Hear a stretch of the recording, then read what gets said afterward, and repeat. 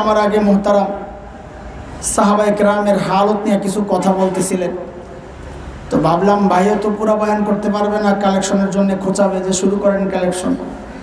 আমিও বয়ান করতে পারবো না, দুইটা মিল্লা জোড়া লাগাই, তো একটা হয়ে গেলেই হয়ে গেল। দুইটা মিল্লা একটা, মাঝখানে কিছু কালেকশন হয়েছে আর কি মাদ্রাসার স্বার্থে। হ্যাঁ, বয়ান আজকে করবেন আমাদের মুফতি নোমান কাসিমি ভাই, না আজকে ঠিক আছে তো নাকি? নোমান কাসিমি সাহেব একদম পুরা তরজুর বয়ান চলবে ইনশাআল্লাহ তাআলা। হ্যাঁ, জোয়ানরা রেডি থেকে স্লোগান টোলোগান দেওয়ার জন্যে। মাশাআল্লাহ, খুব তাগড়া মানুষ, বয়ানও খুব স্ট্রংলি করেন, এলমি মানুষ, সব দিক দিয়ে পারফেক্ট ইনশাআল্লাহ তাআলা। সূরা হাশরের ছোট্ট একটা আয়াত তিলাওয়াত করছে। আল্লাহ তাআলা মুমিনকে, ইমানদারকে ডাক দিয়েছেন, ইয়া আইয়ুহাল্লাযীনা আমানু, ও ইমানদার। হযরত মুফতি শফি রহমতুল্লাহ আলাইহি বলেন, এই ডাকটা বড় মায়ার ডাক, ভালোবাসার ডাক।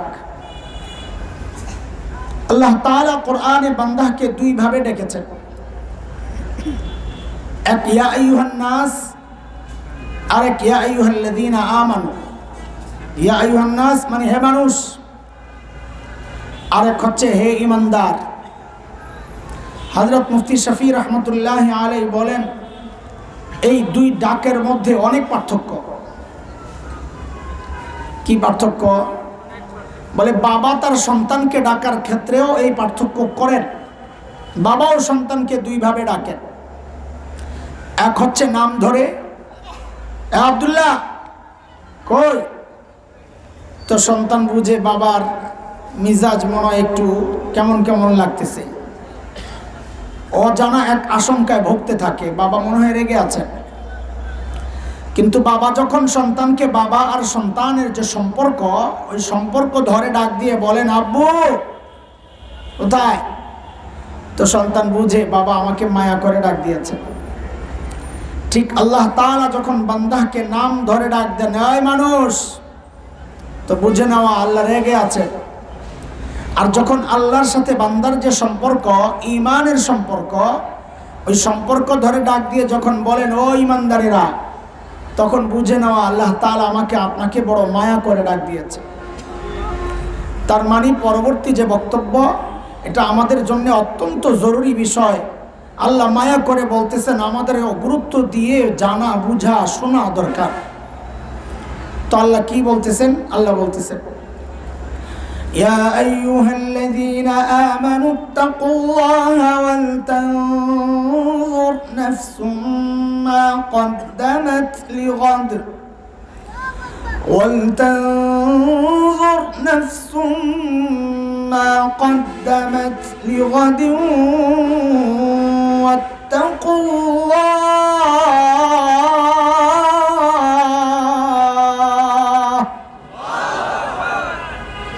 আল্লাহ বলতেছেন, ও ইমানদারেরা, আল্লাহকে ভয় করো। এক নাম্বার হুকুম। দুই নাম্বার হুকুম আল্লাহর, এই এক নাম্বার হুকুম নিয়ে আমি কথা বলবো না।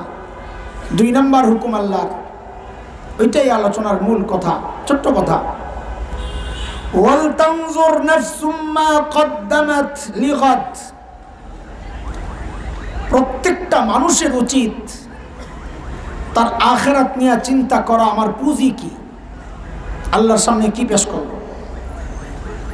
প্রত্যেকের চিন্তা করা উচিত যে আমি কি পুঁজি নিয়ে মালিকের সামনে দাঁড়াবো। এই মুহূর্তে যদি মৃত্যু হয়, প্রস্তুত কিনা? ভাই আমি তো প্রস্তুত না, আমারটা আমি জানাইয়া দিলাম। এই মুহূর্তে যদি বলা হয় যে আপনার জান কবজ করা হবে, আপনি রেডি কিনা? আমি বলবো যে আমি অপ্রস্তুত। তো আল্লাহ বলতেছেন, প্রস্তুতি নাও। প্রত্যেকের উচিত তার আগামীর জন্য কি সম্বল কামাই তার, এটা নিয়ে চিন্তা করা, ভাবা। বলে ভাবি বলেই তো এই মজলিসে আসছি না, আরে আখিরাতের ফিকির আছে বলেই তো এই মজলিসে আসছি, তাই না? কিন্তু আমাদের ফিকিরটা যথার্থ কিনা, যথাযথ কিনা, যেমনটা দরকার ঠিক তেমন কিনা, না ঘাটতি আছে, কেমনে বুঝবো? তো আল্লাহ সুবহানাহু ওয়া তাআলা মানদণ্ড ঠিক করে দিয়েছেন। মানদণ্ড স্পেশাল, আল্লাহর খাস কিছু বান্দা আছেন, তাদেরকে আল্লাহ দাঁড় করাইয়া দিয়েছেন যে তোমার আমলকে তাদের সাথে মিলাও, তোমার ঈমান তাদের সাথে মিলাও, তোমার তাকওয়া তাদের সাথে মিলাও, ইখলাস তাদের সাথে মিলাও। যদি মিলে তো তোমারটাও ঠিক, না মিললে ঠিক করে নাও। এরা কারা? হযরতে সাহাবায়ে কেরাম রিদওয়ানুল্লাহি আলাইহিম আজমাইন।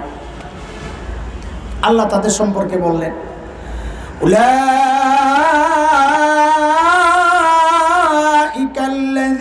ইমতাহানাল্লাহু কুলুবাহুম লিত্তাকওয়া লাহুম মাগফিরাতুন ওয়া আজরুন আযীম।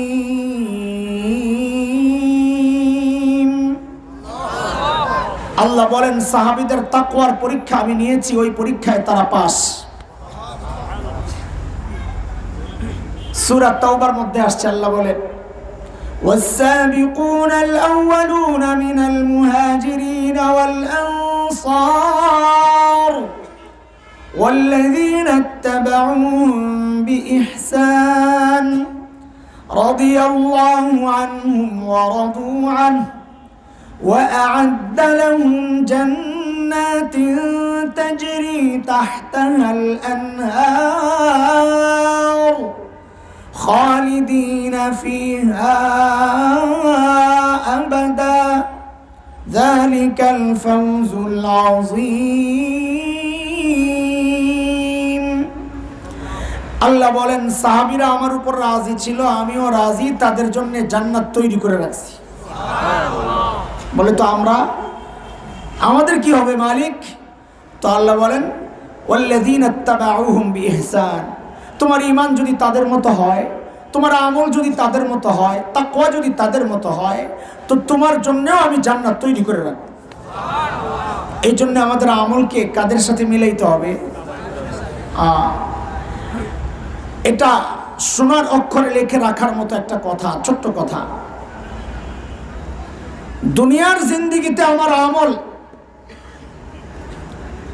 ঈমান সাহাবায়ে কেরামের যত কাছাকাছি পৌঁছাইতে পারবো, আখিরাতে হাসরে আমি আপনি সাহাবীদের তত কাছাকাছি থাকতে পারবো। হিসাব ক্লিয়ার। দুনিয়ায় যত দূরত্ব তৈরি হবে, ঠিক হাসরেও সাহাবীদের থেকে তত দূরে অবস্থান হবে আমাদের। বলে কাছে গেলি কি লাভ, দূরে গেলি কি লস? বলে হ্যাঁ, সাহাবীরা আল্লাহর প্রিয় মানুষ, জান্নাতের সুসংবাদ পাওয়া মানুষ। এদের কাছে গেলে আল্লাহ তোমার জন্য জান্নাতের বরাদ্দ দিবেন, এটা আল্লাহর ওয়াদা। এই জন্য আমাদেরকে সাহাবীদের জীবনের সাথে নিজের জীবনকে মিলানো দরকার। একরকম হবে না, কাছাকাছি নেওয়ার চেষ্টা করা। মৌলিক কিছু পার্থক্য আছে সাহাবীদের আমলের সাথে আমাদের আমলের, খেয়াল করেন মৌলিক পার্থক্য। সাহাবায়ে কেরাম আখিরাতের কাজ করতেন, দুনিয়ার কাজও করতেন। আমরা যারা নিজেদেরকে দিনদার মনে করি, আমরাও আখিরাতের কাজ করি, দুনিয়ারও কাজ করি। পার্থক্য কোন জায়গায়? সাহাবায়ে কেরাম আখিরাতের কাজ করতেন, ফাঁকে ফাঁকে দুনিয়ার কাজ করতেন। আমরা যারা নিজেদেরকে দিনদার মনে করি, আমরা দুনিয়ার কাজ করি, ফাঁকে ফাঁকে আখিরাতের কাজ করি। এটা হচ্ছে মৌলিক পার্থক্য। এটাকে যত ব্যালেন্সে আনা যায়, ততই সাহাবীদের কাছাকাছি অবস্থান করতে পারবো ইনশাআল্লাহ। চলেন সাইয়েদনা আবু বকর রাদিয়াল্লাহু আনহুর আখিরাতের প্রস্তুতি সম্পর্কে একটু জানি। যেহেতু মাওলানা আবু বকর রাদিয়াল্লাহু আনহুর কথা আলোচনা করতেছিলেন, ওখান থেকেই মাথায় আসছে। বড় আজীব এক চরিত্র আবু বকর। তিনি যখন খলিফাতুল মুসলিমিন, আচ্ছা ওই কথায় পরে আসি। আবু বকরের মর্যাদা এটা শোনানোর জন্য কিছু কথা আগে বুঝি। তিনি যখন খলিফাতুল মুসলিমিন, আয় মালিক, দরবারে বিধবা অসহায় নারীদের লিস্ট থাকতো। স্বেচ্ছায় কেউ খেদমত করতে চাইলে নিজের নাম বসায় দিত যে আমি তার খেদমত করব। ওই সময়ের খেদমত কি? একটু পানি আইনা দেওয়া বাইরে থেকে, একটু ঘরটা ঝাড়ু দিয়ে দেওয়া, থালা বাসন এগুলোকে একটু ধুয়ে দেওয়া, এটাই ছিল কাজ। স্বেচ্ছায় করা। সাহাবায়ে কেরাম ওই সময় করতেন এগুলা। অসহায় মানুষের পাশে দাঁড়াতেন। কারণ নবী বলেছেন, যারা ইয়াতিম আর বিধবাদের কাফিল হবে, জিম্মাদার হবে, ওই ব্যক্তি আর আমি জান্নাতে পাশাপাশি থাকবো। পোড়া কপাল মানুষ অন্য বিধবার খেদমত করবে থাক দূরের কথা, নিজের বিধবা মায়ের খিদমতই তো করে না।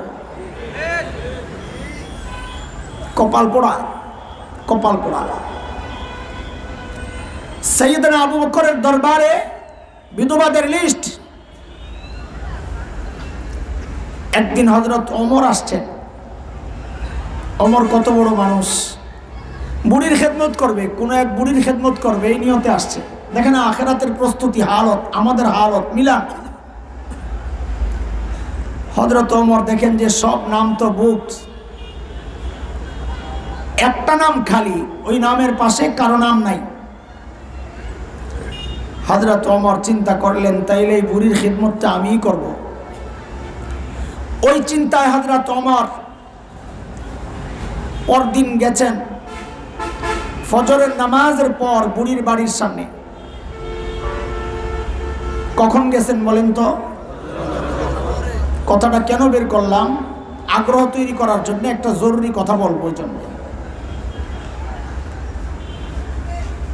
সাহাবায়ে কেরাম দিনের কাজ শুরু করতেন ফজরের পর, কারণ নবী আলাইহিস সালাম বরকতের দোয়া করছেন যারা সকালে কাজ শুরু করে। দুর্ভাগ্য আমাদের, ঘুমাই তো সকালবেলা, বিশেষ করে আমরা, আমাদের হিসাবটা বাদ। আল্লাহর সাথে একটা বোঝাপড়া আছে আমাদের, যে আল্লাহ সারা রাত কষ্ট করি, সকালে একটু ঘুমাই, সবাইরে সকালে বরকত দিয়ে আমগোড়া বিকালে দিয়ে, আল্লাহর সাথে বোঝাপড়া আছে। হযরত ওমর গেছেন সকালে ফজরের পর বুড়ির বাড়িতে। দরজা নক করে বলতেছেন, মা আপনার ঘরের কাজগুলো করার জন্য আমি আসছি। বুড়ি ভেতর থেকে জবাব দেন, বাবা প্রতিদিন যেই আল্লাহর বান্দা আমার ঘরের কাজ করেন তিনি তো কাজ করে চলে গেছেন। হযরত ওমর কে উনি? চিনি না। দেখতে কেমন? কই দেখি নাই। আইসা দরজা বাড়ি দেয়, আমি ভিতরে যাই, তিনি কাজ টাজ করে যাওয়ার সময় আবার দরজায় বাড়ি দেয়, আমি বুঝি তিনি চলে গেছেন। এইভাবেই কাজ চলতেছে। হযরত ওমর চিন্তা করছেন, তাইলে আমি আরো আগে আসি। ফজরের পর আইসা যেহেতু পাইলাম না, পরদিন আসছেন ফজরের আজানের ওয়াক্ত। আখিরাতের ফিকির দেখেন কিভাবে মাথায় ঢুকছে। ওমরের মতো এত বড় মানুষ আজানের ওয়াক্তে আইসা দরজা নক করে বলে, মা আপনার ঘরের কাজ চাই, দেন। কি করতে হবে? পানি আনতে হবে, ঝাড়ু, থালাবাটি কি আছে দেন। বুড়ি আজকেও জবাব দিচ্ছেন, বাবা প্রতিদিন যিনি এই কাজ করেন তিনি তো কাজ করে চলে গেছেন। হযরত ওমর চিন্তা করেন, তাইলে আমাকে আরো সকালে আসতে হবে। এইবার আসছেন তাহাজ্জুদের ওয়াক্ত। তাহাজ্জুদের ওয়াক্ত চিনেন? কখন? এক একজন এক একটা বলবেন, কিন্তু সবগুলোই তো শরীরই ব্যাখ্যা, একটা ডিজিটাল ব্যাখ্যা আছে। ডিজিটাল ব্যাখ্যা হইল যখন আমরা, বিশেষ করে যুবকরা, ফেসবুক, ইউটিউব, ইন্টারনেট বন্ধ করে ঘুমাইতে যাও, পোড়া কপাল, ওইটা হইল তাহাজ্জুদের ওয়াক্ত। শুনতে খারাপ শোনায় কথাগুলা, এটাই বাস্তবতা। তাহাজ্জুদের ওয়াক্তে যায় হযরত ওমর বলেন, মা দরজা খোলেন, কাজ করতে আসছি। হযরত ওমরকে অবাক করে দিয়ে বুড়ি আজকেও জবাব দিচ্ছেন, বাবা প্রতিদিন যিনি করেন তিনি করে চলে গেছেন। আয় মালিক। এইবার হযরত ওমরের টনক নড়ছে, আমার কাজ দরকার নাই, আগে এই বুজুর্গ বাইর করা লাগবে, কে এই গভীর রাতে আইসা কাজ করে, কাজ লাগবে না। ওই চিন্তায় হযরত ওমর পরদিন এশার নামাজের পর বুড়ির বাড়ির দরজার সামনে এক ঝোপের আড়ালে চুপচাপ বসে আছেন, দেখবেন কে আসে কাজ করার জন্যে। আরে হযরত ওমর লক্ষ্য করলেন, গভীর রাত এক আল্লাহর বান্দা খালি পায়ে পা টিপে টিপে চোরের মতো বুড়ির বাড়ির দিকে আগাইতেছে। হযরত ওমরও রেডি, আসেন। কে আপনি দেখি? যেই না কাছাকাছি আসছে লাভ দেওয়া আসছে, এই বানান্তা কে আপনি? আয় আল্লাহ, হযরত ওমরের আওয়াজ, রাত গভীর, মানুষ একা, এইরকম তিন সমস্যা আমার সামনে দাঁড়াইলে যদি বলতো এই কে, আমি তো কাপড় চোপড় নষ্ট করে ফেলতাম। কিন্তু হযরত ওমরের ওই আওয়াজে ওই ব্যক্তি ভয় পাবেন থাক দূরের কথা, হযরত ওমর যাকে দেখলেন দেখেন নিজেই চমকায়া গেছেন। দেখেন যিনি আর কেউ না, খলিফাতুল মুসলিমিন আবু বকর সিদ্দিক রাদিয়াল্লাহু আনহু।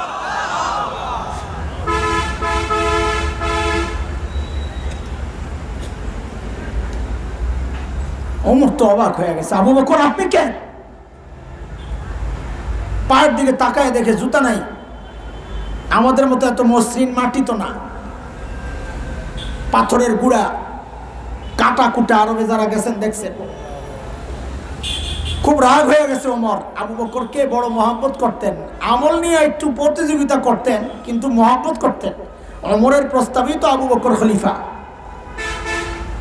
আপনি কেন আর পাও খালি কেন? এটা কোন আগে খালি পায়ে কেন, জুতা নাই?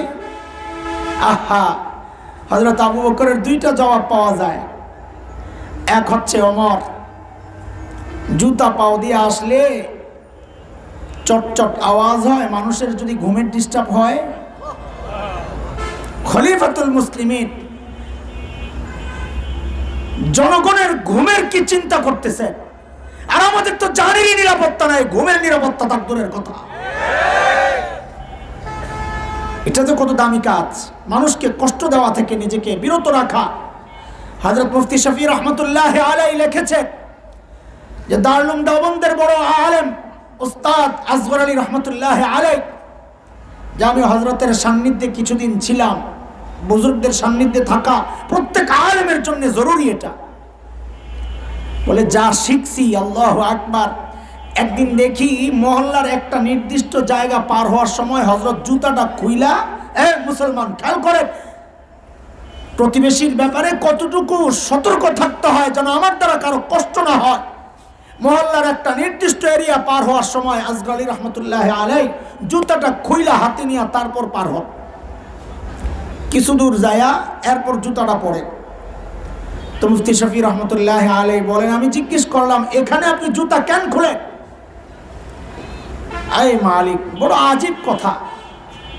হযরত আসগর আলী রহমতুল্লাহ আলাইহি বলেন, এই জায়গায় একটা পতিতার বাসা, অমুসলিম পতিতা, তখন তো একসাথে ব্রিটিশ পিরিয়ডে এক অমুসলিম পতিতার বাড়ি এটা। সে এক সময় খুব সুন্দরী ছিল, তার কাছে গ্রাহক আসতো। তা এখন বয়স হয়েছে, এখন আর গ্রাহক পায় না, কিন্তু সে অপেক্ষায় বসে থাকে কোনো গ্রাহক আসবে। তো আমি যাওয়ার সময় যদি জুতার আওয়াজ পায়, পুরুষের জুতার আওয়াজ, সে আশাবাদী হবে, মনে হয় আমার কোনো গ্রাহক আসছে, আমি চলে যাব, সে কষ্ট পাবে। সে যেন এই কষ্টটা না পায়, আমি জুতা খুলে আস্তে করে চলে যাই। একটা পতিতাও যেন কষ্ট না পায়। আমাদের বুজুর্গরা ওই রেয়াত পর্যন্ত করছেন, অথচ আমাদের কোনো টেনশন নাই। পাশের মানুষ ঘুমাইতে পারলো, অসুস্থ, কোনো টেনশন নাই, চলছে গাড়ি যাত্রা বাড়ি। ইমানদার। হযরত ওমর বলেন, আবু বকর পায়ে জুতা নাই কেন? এক কারণ তো বললেন মানুষের ঘুমের ডিস্টার্ব হবে। দ্বিতীয় কারণ, ওমর জুতা পরলে চটচট আওয়াজ হয়, লোকে জেনে যাবে। আমি তো চাই কেবল আমার মালিককে জানাইতে, মাখলুককে জানাইতে চাই না। আমাদের তো আমলে মজাই আসে না কেউ না দেখলে। কেউ না দেখা পর্যন্ত আমলে মজাই আসে না, ভাবিত্ব আসে না। এইবার হযরত ওমর বলেন, আবু বকর বুঝলাম সারাদিন প্রশাসনিক কাজে ব্যস্ত থাকেন, এই গভীর রাতে কাজ করার জন্য আপনাকে আসতে হয়, আমরা নাই, এই কাজগুলো আমাদেরকে দেওয়া যাইতো না। আবু বকর কি জবাব দিলেন দোস্ত? এই জবাবটা এখন দিব না। কেন? কারণ জবাবটার ওজন কত এটা বুঝতে হইলে আগে আবু বকরের ওজন বোঝা লাগবে। ব্যক্তির ওজনের উপর কথার ওজন ওঠানামা করে। রাস্তায় এক ভিক্ষুকের সাথে সাক্ষাৎ, আপনাকে বললো এই কালকে দেখা করিস, খুশি করে দিব, আপনি মনে মনে হাসবেন, নিজে ভিক্ষা করে করে খায়, আবার আমারে খুশি করবো। আর যদি মাননীয় এমপি সাহেব বলেন কালকে দেখা করিস, খুশি করে দিব, তখনও কি হাসবেন না আশাবাদী হবেন? কথা কিন্তু একটাই, ব্যক্তির ওজন বেড়ে গেছে, কথারও ওজন বেড়ে গেছে। একই বক্তব্য যদি মাননীয় প্রধানমন্ত্রী দেন কালকে দেখা করে খুশি করে দিব, তা আপনারা কি করবেন জানি না, আমি তো সারা রাত ঘুমাবো না, আল্লাহ জানে কোন হাড্ডি আসতেছে কপালে। সুবহানাল্লাহ। ব্যক্তির ওজন বাড়ে তো কথারও ওজন বাড়ে। আবু বকর কি জবাব দিলেন ওমরের এই প্রশ্নে যে আবু বকর আপনি কেন আসলেন, আমরা নাই? তো আবু বকর কি জবাব দিছেন, জবাবটা শোনার আগে জবাবের ওজন বুঝতে হইলে আগে আবু বকর কত বড় মানুষ ওই ওজন বুঝা লাগবে। আমি আপনি বললে এটা খুব নরমাল কথা, কিন্তু কথাটা যেহেতু বলছেন আবু বকর, এই জন্য কথার জায়গায় নাই, এটার ওজন অনেক। কত ওজন আবু বকরের শুনেন। কম সময় তো কম, আগেই আমি আত্মসমর্পণ করছি, সংক্ষেপে যতটুকু গুছানো যায়। একদিন আম্মা জান আয়েশা রাদিয়াল্লাহু আনহা মদিনার স্বচ্ছ পরিষ্কার আকাশের দিকে তাকায়া তাকায়া দেখেন লক্ষ লক্ষ নক্ষত্র দেখা যায়। আম্মা জান আল্লাহর হাবিবকে জিজ্ঞেস করেন, ইয়া রাসূলুল্লাহ, আপনার উম্মতের মধ্যে এমন কেউ কি আছেন যার আমলের পরিমাণ ওই নক্ষত্রের চেয়েও বেশি? কেউ কি আছেন ইয়া রাসূল? আল্লাহর হাবিব বলেন, আয়েশা আছে একজন। কয়জন? একজন। আম্মা জান তো মনে মনে খুশি, বুঝছি তো একজন কে, আমার আব্বা আর কি, ঠিকই তো, আবু বকর ছাড়া আর কি হবে, তাই না? তো প্রশ্ন আসে, বুঝলে আবার জিজ্ঞেস করছো কেন? বলে এটা দুনিয়ার সব মেয়েদের স্বভাব, সব মেয়েরাই চায় স্বামীর মুখ দিয়ে একটু বাবার বাড়ির প্রশংসা শুনতে। একদিন খালি বদনাম করবেন, দেখবেন এক সপ্তাহ তরকারি মজা হয় না। কথা ঠিক নেই? আর পোলাবেন ঠিক কয়েকে জানে, আবার তুই কি বুঝিস রে, ও বাবা মারে দেখে না। ঠিক আছে, কথা ঠিক আছে, এটা দোষের না, এটা দোষের না, এর থেকে শিক্ষা নেওয়ার আছে তোমার। তুমি এই মহিলার বাবা মার নিয়ে বাজে মন্তব্য করলে সে রাগ হয়ে যায়, অথচ এই মেয়েটা সারাদিন তোমার বাবা মার বদনাম করে, তোমার একটুও রাগ আসে না। বুঝেন নাই কথা? এই বউ যখন শাশুড়ি আর শ্বশুরের বদনাম তোমার কাছে করে, তোমার তো বাবা মা, তখন তোমার রাগ আসে না। বউয়ের কথা শুনি না, বাবার সাথে নাফরমানি করো, মায়ের সাথে খারাপ আচরণ করো, অথচ এই মেয়ে কিন্তু ঠিকই জায়গা ঠিক আছে, লাইন ঠিক আছে, তার বাবা মার বদনাম করবা, দেখবা একটুও সহ্য করবে না। তার মানে কি, তুমি পোড়া কপাল, মা বাবার বদনাম করে বউ তুমি সহ্য করো, অথচ তুমি করতে পারো না, সে সহ্য করে না। শিক্ষা নেওয়া দরকার। সেই ঠিক আছে, রাগ করাই ঠিক আছে। আল্লাহ রসুল বলেন, আয়েশা আছে একজন। আম্মা জান তো খুশি, বলেন বলেন, বুঝছি তো আবু বকর। আল্লাহ রসুল বলেন, আয়েশা আবু বকর না, এটা বলেন নাই, আয়েশা আমার যে উম্মতের আমল ওই নক্ষত্রের চেয়েও বেশি, সে হচ্ছে ওমর ইবনুল খাত্তাব। এইবার আম্মা জানের চেহারার অবস্থা কি? হ্যাঁ, মলিন হয়ে গেছে। হাই হাই, কি আশা করলাম, তাহলে আমার বাবার এত কিছু কেন? তো আল্লাহ রসুল তো চেহারা দেখে বুঝছেন আয়েশার ভিতরে গন্ডগোল চলতেছে। মানুষের চেহারা দেখলেই তো দিলের খবর বোঝা যায়, পড়া যায়, তাই না? আপনারা কি বলেন না ইংরেজিতে, face is the index of mind নাকি? চেহারা এটা একটা আয়না, দিলের আয়না, দিলটা চেহারাটা ফুটে ওঠে। আম্মা জান রাগ করছেন, কষ্ট পাইছেন, নবী চেহারা দেখেই বুঝছেন।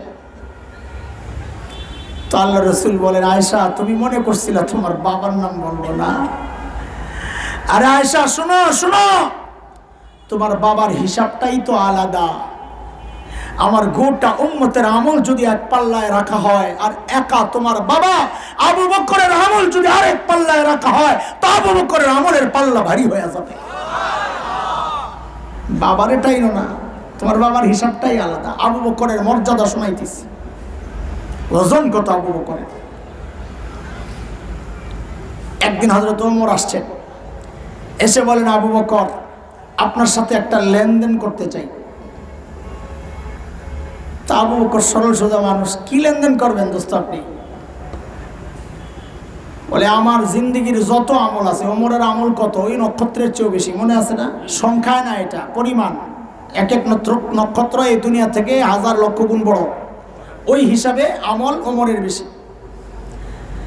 ওমর বলেন যে, আবু বকর, আমার গোটা জীবনের আমল আপনাকে দিয়ে দিতে চাই। আবু বকর চিন্তায় বেড়ে গেছে যে ওমর তো ভালো মানুষ, সারা জিন্দিগি আমার সাথে আমল নিয়ে করলো প্রতিযোগিতা, আর এখন সব দিয়ে দিবে, এখানে কোনো কাহিনী আছে, গাপ্লাস। কারণ আবু বকর মানুষ সরল সোজা, কিন্তু ব্যাককল তো না, বুঝেন না এই কথা? আপনারা যেটা মনে করেন, হুজুর দেখলে মনে করে ব্যাককল, এগুলো দুনিয়ার কিচ্ছু বুঝে না। ওলামায়ে কেরাম বিচক্ষণ, সরল সোজা, ব্যাককল না। ব্যাককল এক জিনিস, সরল সোজা আরেক জিনিস, বিচক্ষণ এক জিনিস, বাটপার আরেক জিনিস। আসলে সময় না, এটা তো কত সুন্দর কিছু কথা বলা যাইতো। আমাদের মুস্তফা আল হুসাইনি রহমতুল্লাহ নাম শুনছেন আপনারা? অনেক বড় মুফাসসির ছিলেন। ময়দান তো ওনারাই তৈরি করে দিয়ে গেছেন, এখন আমরা হালুয়া খাই। মুস্তফা আল হুসাইনি রহমতুল্লাহ আলাইহি আমাদের এই হাইওয়ের মধ্যে, এটা আবার এই ঘটনা শোনাইছেন মুফতি দেলোয়ার শাহ হুজুর, রেওয়ায়েত একদম মুত্তাসিল, কোনো মাঝখানে ঝামেলা নাই। হাইওয়ের এক হোটেলে বসছেন খাইতে, মাহফিল করে যাওয়ার সময়। এটা মাঝে মাঝে আমগো কপালে জুটে, এটা ওয়াজ করার আগে তো স্লোগান টোলোগান দিয়ে আনে, বয়ান শেষ হইলে বিদায়ের সময় লোকও পাওয়া যায় না, খাওয়াও কপালে জুটে না, মাঝে মাঝে হয় এরকম। মুস্তফা আল হুসাইনি রহমতুল্লাহ আলাই এক হাইওয়ে হোটেলে রেস্টুরেন্টে বসছেন খাইতে, তো সুন্নত তরিকায় চেটে চুটে খাচ্ছেন। হাড্ডি একটা সিলোডারে সুন্দর করে চাবাইতেছেন। পাশের টেবিলে বসে বসে এক ভদ্রলোক চা খায়। কি খায়? কথা বলো। চা খায়। দুনিয়ায় কিছু আজব মানুষ আছে যারা দাড়ি আর টুপি দেখলে এদের চুলকানি শুরু হয়, আছে না? ওটা ওই ক্যাটাগরির। চা খায় আর চিন্তা করে, হুজুর যেমনি হাড্ডিটা চাবাইতেছে, এই সুযোগে হুজুরের একটা ঘাই মেরে আসে, খোঁচা। কাপটা নিয়ে আস্তে করে আসছে হুজুরের টেবিলের সামনে। Excuse me. হুজুর বলেন, ইয়েস বলেন। একটা কথা জিজ্ঞেস করতে চাই, করেন। আপনাদের এলাকায় কুকুর কি খায়? বুঝছেন নি এর কাহিনীটা? মানে হুজুরের কুকুর বানায় দিছে, যেমনি হাড্ডি খাইতেছে। আপনাদের এলাকায় কুকুর কি খায়? তো হুজুর তো নরম মানুষ, মনে করছে ব্যাককল একটা দেবো, কানতে কানতে বেঁচ যাইব। তাই তো বুঝে নাই, উল্টাটা খাইয়া নিজেরই কানতে কানতে যাওয়া লাগবে, ওটা তো বুঝে নাই। জিজ্ঞেস করছে, হুজুর আপনাদের এলাকায় কুকুর কি খায়? হ্যাঁ, হাতে তো এখনো চায়ের কাপ। হুজুর আস্তে করে হাড্ডি চাওয়ার কয়, আমাদের এলাকায় কুকুরে চা খায়।